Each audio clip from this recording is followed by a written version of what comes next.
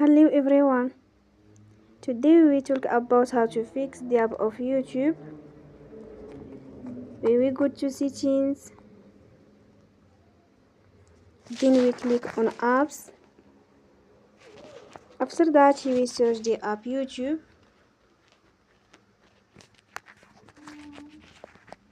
And we click. You will on for stop. After that we go to storage.